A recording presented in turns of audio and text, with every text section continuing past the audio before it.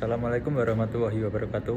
Perkenalkan, nama saya Bagdin Hendra Kurohim, NIM 2023-53107 dari Prodi Sistem Informasi kelas P.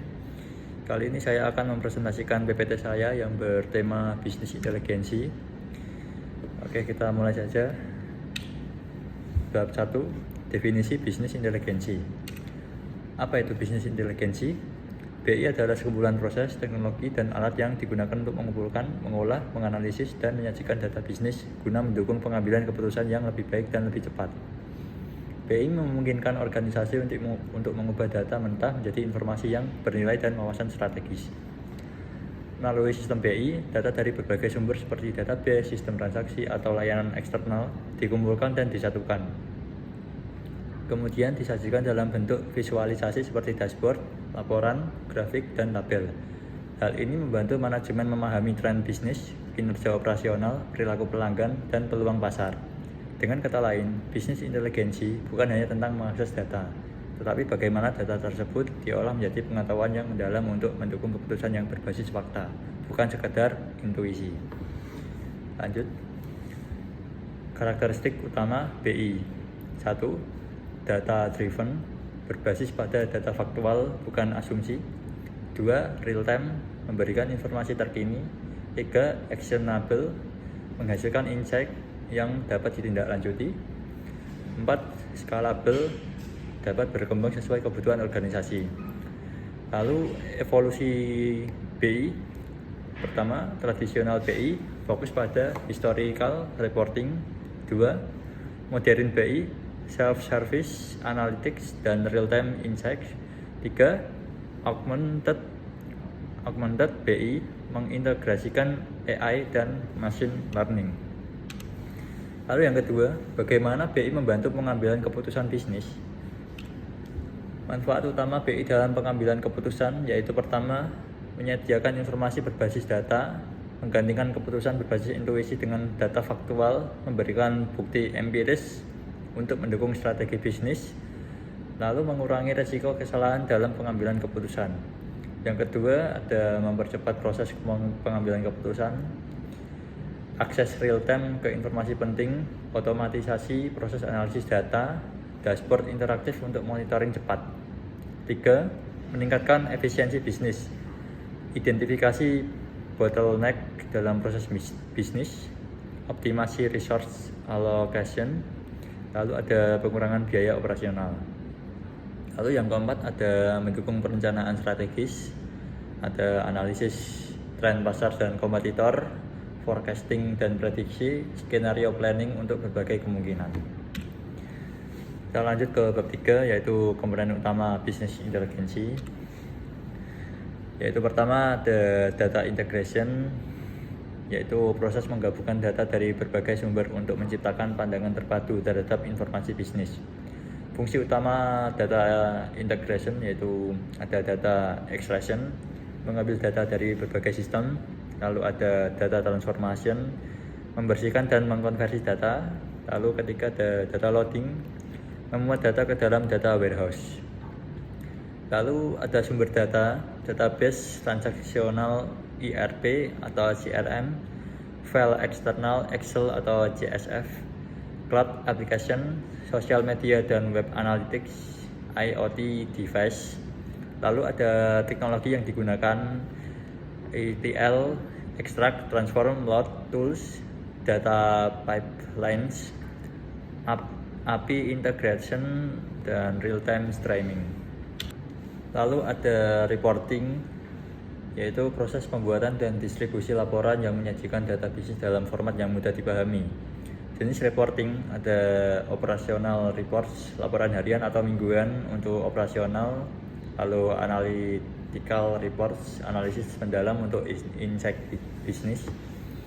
Lalu yang ketiga ada compliance reports, laporan untuk kepatuhan regulasi. Lalu yang keempat ada executive reports, summary untuk level manajemen. Lalu ada karakteristik reporting yang baik, yaitu pertama akurasi, data akurat dan terpercaya.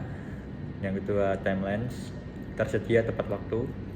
Ketiga ada relevance, sesuai dengan kebutuhan pengguna. Yang keempat ada clarity, mudah dipahami dan diinterpretasi. Lalu yang ketiga ada analytics, yaitu penggunaan teknik statistik, matematika, dan artificial intelligence untuk menganalisis data dan menghasilkan insight bisnis.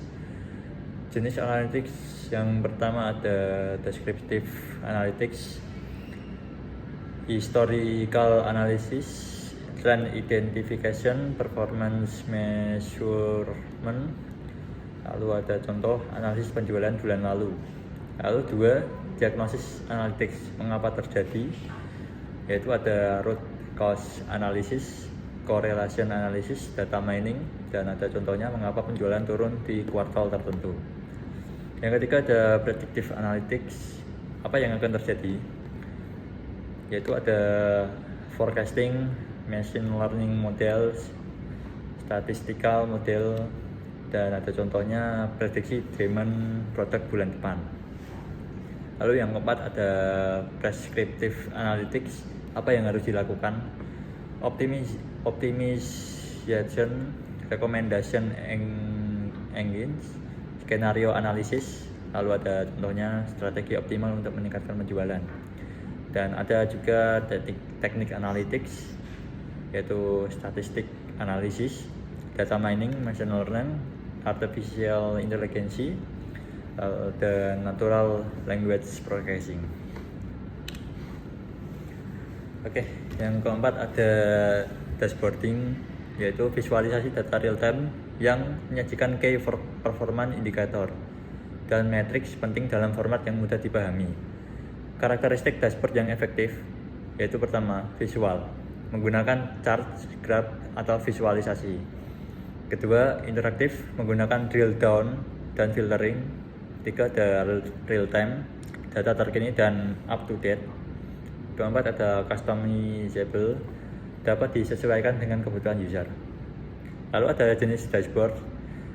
Yang pertama, operasional dashboard, yaitu monitoring operasional harian, strategi dashboard, KPIs, strategis untuk manajemen. Lalu ada analytical dashboard, analisis mendalam untuk data analis. Dan ada komponen dashboard, yang pertama KPIs, indikator kinerja utama, chart dan graph, visualis data, filters untuk customization view, alerts, notifikasi untuk kondisi tertentu. Keempat, kita lanjut ke tools populer business intelligence.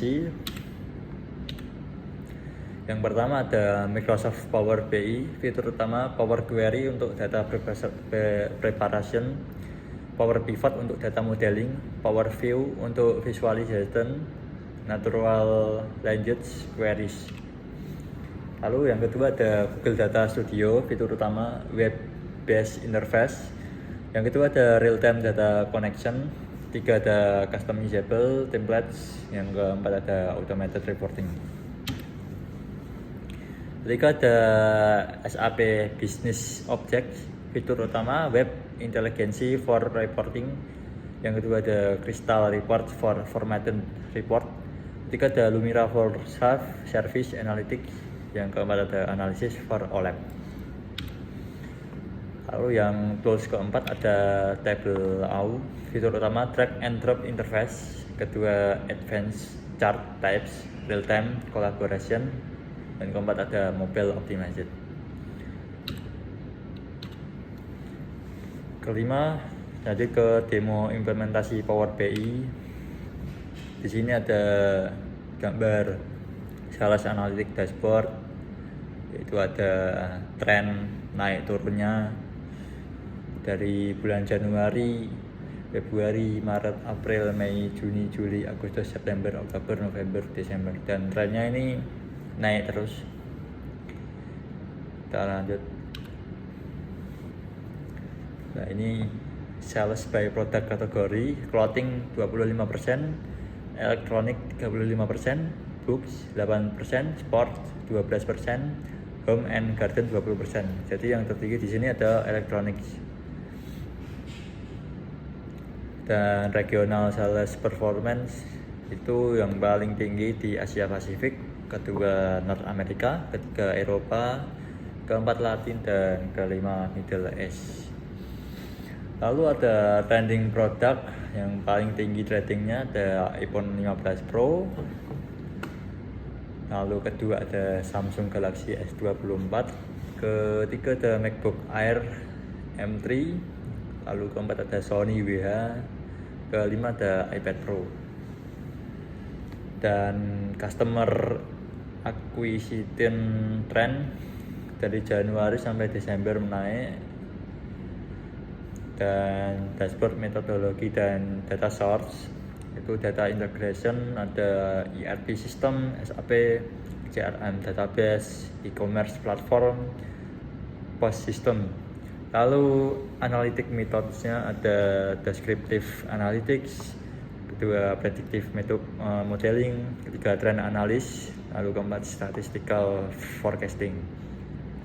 Lalu untuk reporting featuresnya ada real time KPIs, kedua interactive filters, automated alerts, lalu schedule reports.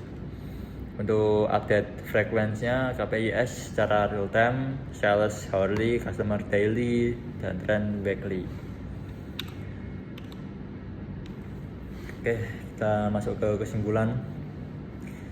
Kesimpulan akhirnya yaitu bisnis inteligensi telah berkembang menjadi enabler kritis untuk organisasional sukses dalam digital ekonomi. Kemampuan untuk mengubah data menjadi actionable insight, mendukung evidence-based decision making, dan menciptakan agile respon terhadap market dynamics, menjadikan BI sebagai investasi strategis yang esensial.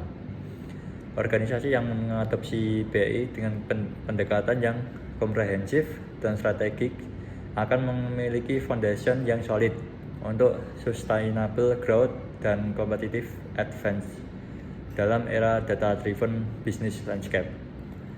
Dengan demikian, BI bukan lagi opsional teknologi inisiatif, melainkan strategik imperatif yang menentukan kemampuan organisasi untuk thrive dalam increasingly complex dan competitive business environment. Investasi dalam BI capabilities merupakan investasi dalam future readiness dan organizational resiliency.